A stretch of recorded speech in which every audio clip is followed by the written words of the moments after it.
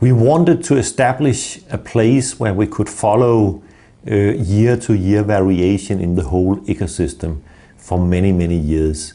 Things like that can easily be done in areas where there are towns and where people live and where there are universities. So there's a lot of monitoring going on in the rest of the world.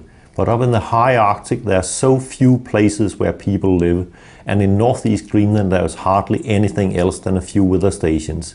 So what we wanted to establish was a real long-term research facility.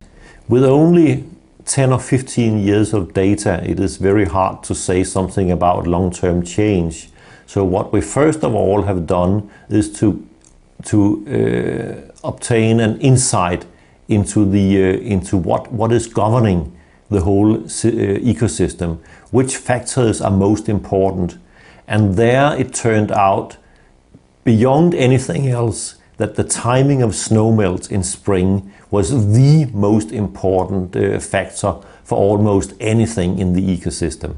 The timing of egg laying in the birds, the timing of the appearance of musk oxes from the inland, their movement to the outer coast, and so forth.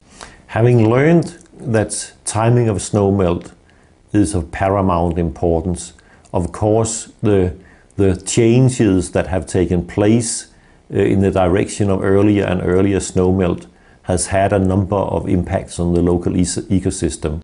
The insects are emerging earlier, the birds are laying their eggs earlier, while on the other hand lemmings have faced difficulties because they have the best time when there is snow cover.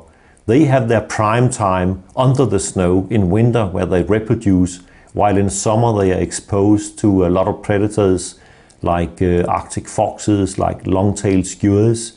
So those peaks that have been so typical for the Arctic, for the lemming cycle, you have all heard about these lemming peaks where there are lots of lemmings on the tundra, they have disappeared more or less.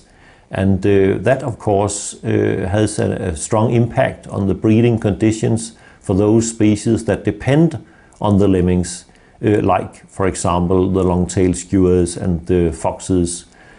So we haven't seen very good reproduction in the long-tailed skuas for a number of years, for example.